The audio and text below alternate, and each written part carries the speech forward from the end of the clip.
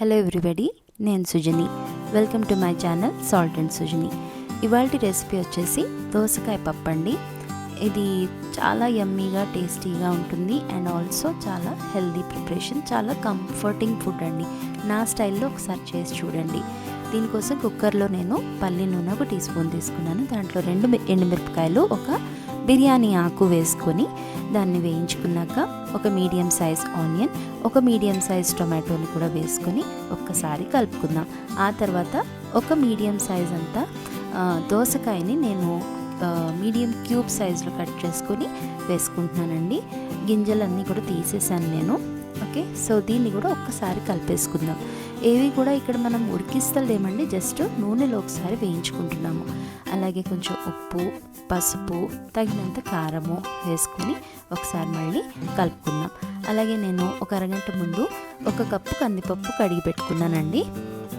ఆ పప్పుని కూడా దీంట్లో వేసేసుకొని పప్పుని కూడా కొంచెం మంచిగా బాగా వేయించాలి.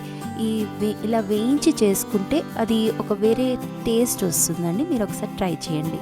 అలాగే ఒక 3 కప్పులంతా నీళ్లు వేసుకొని నేను ఇక్కడ మూత పెట్టేసుకొని హై ఫ్లేమ్లో నేను 3 విజిల్స్ పెడతాను. సో ఇంకా దోసకాయ గురించి హెల్త్ బెనిఫిట్స్ చెప్తేనండి, ఇది డయాబెటీస్కి చాలా మంచిదండి. ఎందుకంటే దీని జిఐ ఇండెక్స్ చాలా లో ఉంటుంది. బ్లడ్ షుగర్ని రెగ్యులేట్ చేసే గుణం ఉంది దీంట్లో. స్కిన్కి, హెయిర్కి, హార్ట్ హెల్త్కి అన్నిటికి కూడా చాలా మంచిది. ఎందుకంటే విటమిన్ సి రిచ్ వెజిటబుల్ ఇది. ఇదిగోండి, పప్పు మంచిగా ఉడికిపోయింది. ఒకసారి పప్పు గుత్తుతోటి నేను దీన్ని మంచిగా మ్యాష్ చేసుకుంటున్నాను. అలాగే ఒక పావు కప్ అంతా చింతపండు రసం తీసి పెట్టుకున్నాను, అది కూడా వేసేసాను. ఇంకొంచెం తగినంత నీళ్లు, నాకు ఇక్కడ 3/4 కప్పు పట్టాయి వాటరు, అది వేసేసుకొని ఉప్పు కూడా చెక్ చేసుకున్నాను. ఇదే టైంలో కొంచెం తక్కువైంది, సో వేసుకున్నాను. దీన్ని మళ్ళీ ఒకసారి బాయిలింగ్కి పెట్టేద్దాము. ఈలోపు తాలింపు పెట్టుకుందామండి. ఒక ప్యాన్లో పల్లి నూనె, దాంట్లో ఆవాలు, జీలకర్ర, నువ్వులు, పావు టీ స్పూన్ అంత మెంతులు వేసి ఇవన్నీ కూడా మంచిగా చిట్పట్లాడిన తర్వాత దీంట్లో దంచుకున్న వెల్లుల్లి, ఇంకా కరివేపాకు, ఎండుమిర్చి, ఇంకా కొన్ని పచ్చిమిరపకాయలు, ఆల్రెడీ కారం వేసాము, సో మీ కారం తగ్గట్టు మీరు పచ్చిమిరపకాయలు వేసుకోండి.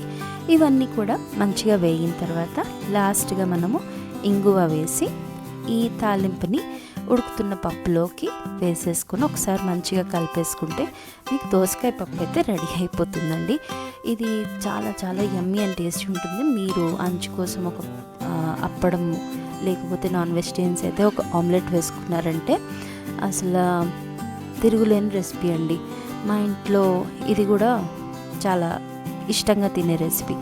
మీరు కూడా ఈ విధంగా ఒకసారి ట్రై చేయండి. అంటే అన్ని కుక్కర్లో వేసి ఉడకపెట్టేసి వండుకునేది ఒక టేస్ట్ ఉంటుంది, ఇలా కొంచెం నూనెలో వేయించి వండుకునేది ఒక టేస్ట్ ఉంటుంది. లాస్ట్గా ఇదిగోండి కొంచెం కొత్తిమీర చల్లేసుకున్నాను నేను. సో ఇంకా దోసకాయ యాక్చువల్లీ దీని హెల్త్ బెనిఫిట్స్ అయితే చాలా ఉంటాయండి. ఇది బోన్స్ అండ్ జాయింట్ హెల్త్కి కూడా చాలా మంచిది. అండ్ దీంట్లో యాంటీ ఇన్ఫ్లమేటరీ ప్రాపర్టీస్ కూడా ఉంటాయండి. యాసిడిటీని కూడా సూట్ చేస్తుంది. రెసిపీ నచ్చితే తప్పకుండా లైక్ చేయండి, మీ ఫ్రెండ్స్ అండ్ ఫ్యామిలీతో షేర్ చేయండి, నా ఛానల్ సబ్స్క్రైబ్ చేసుకోండి. Thank you for watching.